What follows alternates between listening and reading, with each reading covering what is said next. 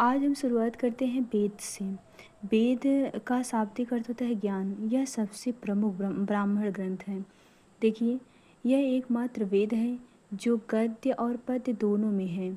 इसे दो भाग में बांटते हैं, कृष्ण यजुर्वेद जैसे गद्य, शुक्ल यजुर्वेद पद्य। इसके ज्ञानी को अर्ध्युर कहते हैं। यजुर्वेद का उपवेद धनुर्वेद है। धनुर्वेद के ज्ञानी को विश्वामित्र कहते हैं।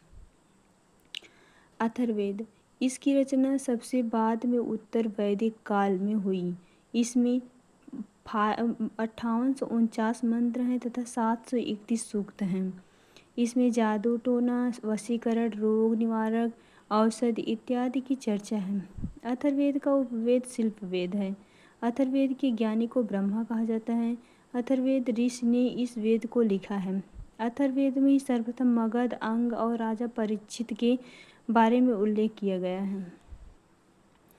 अब आते हैं उपवेद में। वेदों को अच्छी तरह से समझने के लिए उपवेद की रचना किया गया है। सभी वेद के अपने अपने उपवेद हैं। उपवेद जैसे आयुर्वेद ऋग्वेद का उपवेद है, गंधर्व वेद सामवेद का उपवेद है, धनुर्वेद यजुर्वेद का उपवेद है, शिल्पवेद अथर्ववेद का उपवेद है। आरण्यक जैसी पुस्तक जिसकी रचना जंगल में की गई हो आरण्यक कहलाता है। इसकी संख्या 7 है। अथर्ववेद को छोड़कर सभी पुस्तक आरण्यक हैं। वेदांग, वेदों को भली भांति समझाने के लिए वेदांग की रचना की गई है। वेदांग की संख्या 6 है।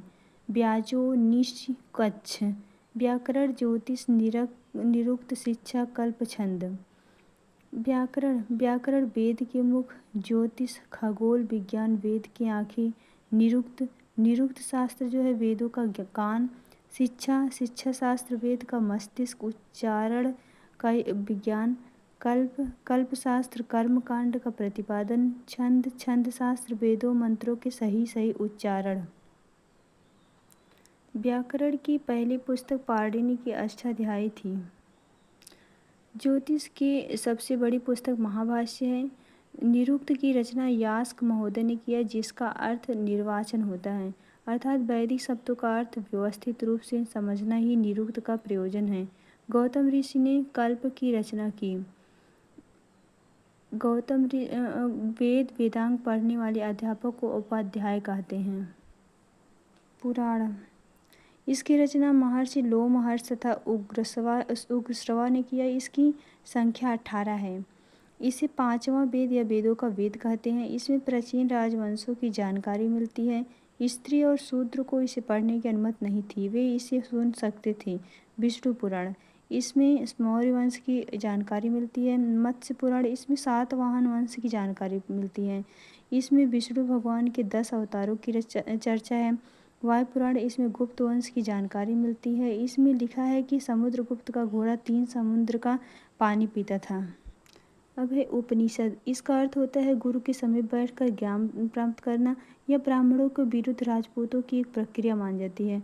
उपनिषद 108 है, किंतु 13 उपनिषद को ही मान्यता प्राप्त है। बृहद नारायण उपनिषद, यह सबसे बड़ा तथा प्राचीन है।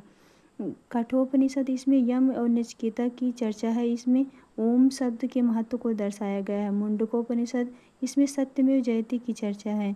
श्वेता स्वरूप निषद, इसमें सत्यम शिवम सुंदरम की चर्चा है। जबालोपनिषद, इसमें ब्रह्मा विष्णु महेश अर्थात त्रिमूर्ति की चर्चा है। सर्वप्रथम 4 आश्रमों के बारे में उल्लेख इसी उपनिषद में किया गया है। अलोपनिषद, यह सबसे बाद का उपनिषद है। इसकी रचना अकबर के साथ हुई।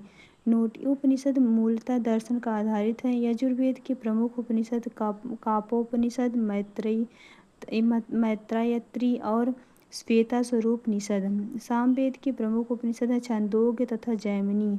अथर्ववेद के प्रमुख उपनिषद है मुंडकोपनिषद, प्रश्नोपनिषद तथा मांडुक्योपनिषद।